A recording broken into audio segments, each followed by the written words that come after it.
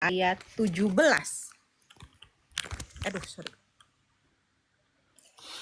Kata Yesus kepadanya, untuk ketiga kalinya, Simon anak Yohanes 21. Ayat Iya. 17. Iya, Yohanes 21. 20. Yohanes 20 ayat Terbalik 17-21. 17-21. Supaya mereka semua menjadi satu, sama seperti Engkau ya Bapa di dalam aku, dan aku di dalam Engkau, agar mereka juga di dalam kita, supaya dunia percaya bahwa Engkaulah yang telah mengutus aku. Dan Katolik jangan jatuh karena mempersatukan ini jatuh ke dalam relativisme. Hati-hati jatuh dalam relativisme semua sama kan? Oh, di sana juga sama karena gereja berjuang untuk menjadi semua mereka menjadi satu. Kalau itu saya di sana saja tidak. Karena apa? Satu ini dalam pengertian Yohanes 10:16. Yohanes 10 ayat 16. Aku juga mempunyai domba-domba lain yang bukan dari kandang ini. Domba-domba itu harus kutuntun juga, dan mereka akan mendengarkan suaraku. Dan akan ada satu kawanan dengan satu gembala. Jadi Katolik yang suka loncat ke Calvin, dan loncat ke Luther, loncat ke Pentekostas itu pikir panjang sudah. Yang Katolik-Katolik relativisme itu. Katolik tetapi lebih banyak ke sana, itu harus pikir panjang juga. Jadi gereja berjuang supaya menyatukan mereka, engkau berjuang supaya loncat ke sini ke sana seperti kuntu loncat saja. Atau seperti apa yang Bung Lon tuh rubah warna itu. Nah, Katolik ketika dia Katolik warna Katolik ya, kalau dia loncat ke Pentekostas dia warna Pentekostas. Lompat ke Unisitarian dia warna Unisitarian. Ini juga Katolik yang tidak jelas begini nih. Ini Katolik yang benar harus ketok dia kepala nih. Kamu yang mana nih? Jadi saudara dan saudariku yang terkasih, jadi Yanti satunya surat pastoral, satunya yang harus mengkonfirmasi adalah Paus. Lukas 22 ayat 31-32. Lukas 22. Siapa yang harus mengkonfirmasi iman? Meneguhkan iman kita semua. Hanya satu, Paus. Oke. Lukas 22 ayat berapa tadi, Pater? Sorry. 31-32. 31-32. Simon, Simon, lihat, iblis telah menuntut untuk menampi kamu seperti gandum. Nah. Kalau kita tampi beras itu untuk memisahkan apa? Beras dengan padi. Artinya setan paksa Tuhan Yesus untuk memecah belahkan para rasul ya. Oh, ini Andreas punya. Oh, ini Kefas punya. Oh, ini Apolos punya. Oh, ini Paulus punya. Kan seperti itu kan? Oke. Tetapi apa kata Yesus? Dia berikan tugas kepada saya, siapa supaya bisa mempersatukan semua yang berbeda itu. Tetapi aku telah berdoa untuk engkau, supaya imanmu jangan gugur. Dan engkau, jikalau engkau sudah insaf, kuatkanlah saudara-saudaramu. Siapa punya tugas untuk menguatkan saudara-saudaranya? Petrus. Oke. Jadi tadi Yanti ada tulis Monsignor itu ingat bahwa primus inter pares yang tugasnya untuk meneguhkan. Dan panggilan juga untuk semua Katolik yang suka loncat ke sana sini, yang bunglon, yang kutu loncat tidak tahu Katolik seperti apa itu, bertobat sudah. Ke relativisme yang bilang sama saja, saya pergi misa dan tidak pergi misa. Yang sama saya loncat ke ke apa ya? Ke apa namanya? Lutheran, Calvin dan semuanya. Itu hati-hati loh. Jadi tidak ada dasar yang lain selain yang diberikan oleh Yesus Kristus. Ayo 1 Korintus 3 ayat 11. 1 Korintus 3 ayat 11. Sebab tidak ada seorang pun yang dapat meletakkan dasar lain daripada dasar yang telah diletakkan, yaitu Yesus Kristus. Jadi jangan datang Luther, datang Calvin, datang Mormon, datang Zwingli, datang Charles Barron meletakkan dasar lain. Dasar yang diletakkan oleh Yesus. Dasar mana yang diletakkan? Matius 16:18. Di atas Petrus ini saya membangun gerejaku. Itu dasar yang sudah taruh, kamu pakai dasar mana lagi? Matius 16, 18, 19. Ya? 18-nya cukup. 19-an sakit hati. Yang kunci. Aku pun berkata kepadamu, engkau adalah Kefas, dan di atas Kefas ini aku akan mendirikan gerejaku, dan alam maut tidak akan menguasainya. Efesus 2:20.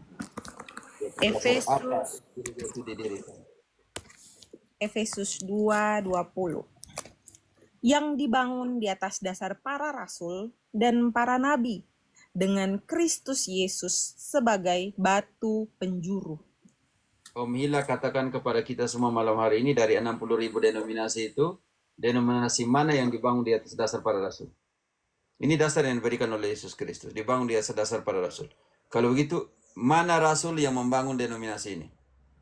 Ada satupun rasul yang, salah satu saja, Gian, engkau sebut salah satu rasul yang membangun, yang menjadi dasar pembangunan pendirian gerejanya mereka ini. Wah, itu tidak ada kalau gereja mereka itu atas nama pribadi Romo. Berarti anti-biblis. Yang anti-biblis menjadi iblis. Bisa jadi Romo karena kalau lihat mereka kan membangun itu atas nama pribadi itu diwariskan kepada anaknya atas nama ayahnya yang bangun. Ya, Dan itu pola mereka mau taruh Lewi di situ karena imamat Lewi kan seperti itu keturunan. betul. Tapi Dan anak itu laki-laki, Lewi itu anak laki-laki. betul Romo. Dan itu juga kalau saya melihat merasa aneh begini Romo. Pada satu sisi mereka menolak gereja Katolik yang kita katakan didirikan oleh Yesus dan diteruskan oleh para rasul, diwariskan terus turun menurun. Tapi pada sisi yang lain dia punya membangun gereja, dia mewariskan ke anaknya. Apa bedanya itu? Sedangkan kita Hanya kita Harun kita saja, ya hanya kita, Harun. Imamat, ya, itu pun imam, bukan betul. pendeta. Sedangkan kita dari Yesus sendiri, mereka dari Bapa ke anak. Jadi kontradiksi kalau mereka menolak. Ya, adanya namanya kontradiksi doktrinal, kontradiksi biblis, pokoknya semua urusan masing-masing. Lalu, kalau saya keluar malam ini, Ayu, dari 60.000 itu, dari kekatolikan saya keluar, engkau anjurkan saya, rekomendasikan dari 60.000 itu yang mana ya? Yang benar yang saya harus masuk malam hari ini. Sekalian Islam aja, Pater. Iya kan? Seperti itu. Jadi, begitulah iman rasuli. Jadi, pertanyaanmu seperti itu ya. Dalam pengertian ini, satunya perjuangan untuk ekumenis dan gereja Katolik. Yesus bilang, domba-domba yang ada di kawanan lain, di luar kandang ini yang saya harus jaga juga ya.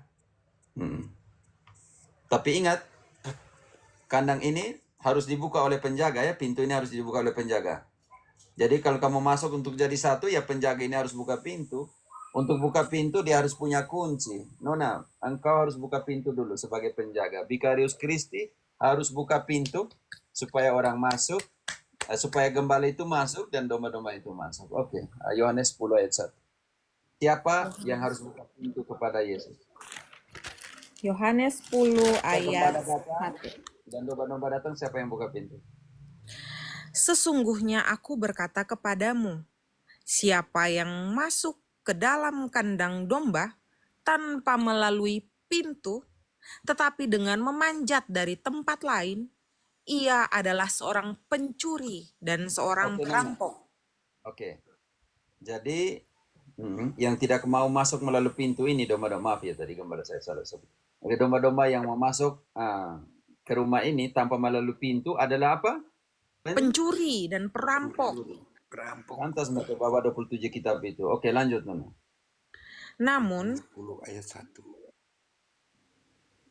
namun siapa yang masuk melalui pintu, Ia adalah gembala domba.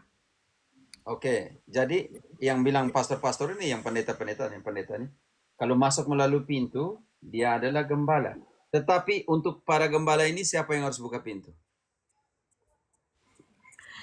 Untuk dia, penjaga membuka pintu, dan domba-domba mendengarkan suaranya.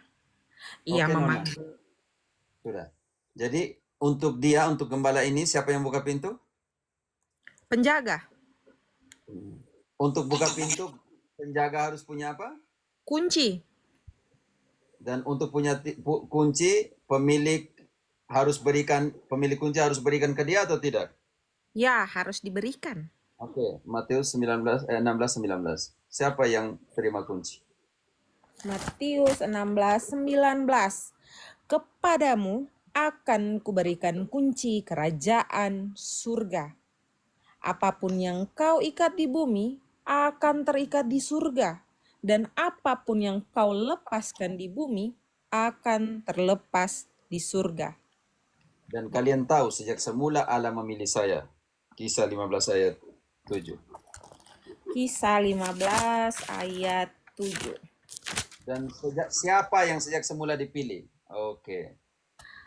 Sesudah berdebat beberapa waktu lamanya, berdirilah Petrus dan berkata kepada mereka, "Saudara-saudara, kamu tahu bahwa sejak semula Allah memilih aku dari antara kamu, supaya dengan perantaraanku bangsa-bangsa lain mendengarkan berita Injil dan menjadi percaya."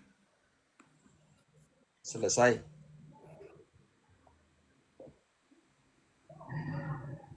Oke, Iman Rasuli.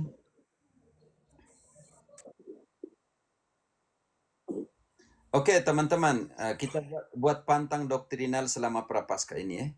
Tidak usah kunjung-kunjung room-room yang tidak jelas itu. Baca buku-buku yang tidak jelas itu. Itu namanya pantang doktrinal. Fokus dengan doktrin Katolik. Kamu tahan dia. Tidak loncat sana sini cari doktrin yang sana sini yang seperti sana. Tidak fokus di kamu punya iman Katolik. Fokus di kamu punya iman Katolik. Baik, saya akan kembali kepada kalian. Baik, terima kasih.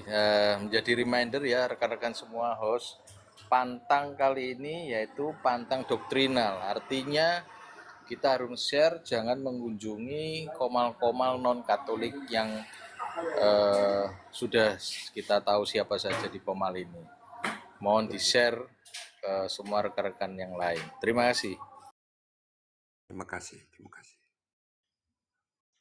Oke, terima kasih Romo. Himbauan luar biasa untuk kami umat awam Katolik supaya lebih ke depan jangan lagi mengunjungi komal-komal yang selalu bernarasi tentang iman Katolik. Terima kasih Romo. Kalau ada ya, rekamannya mungkin dari Romo Cafe barusan bisa dijadikan VT ya nanti untuk mengingatkan rekan-rekan lain kita yang di komal-komal yang lagi buka komal sendiri-sendiri gitu. Katolik itu jual mahal sedikit ya. Jual mahal sedikit. Ya, betul Romo, betul. Saya setuju. Jual mahal sedikit. Biar mereka yang cari kita tuh. Sesekali kan. Nonayo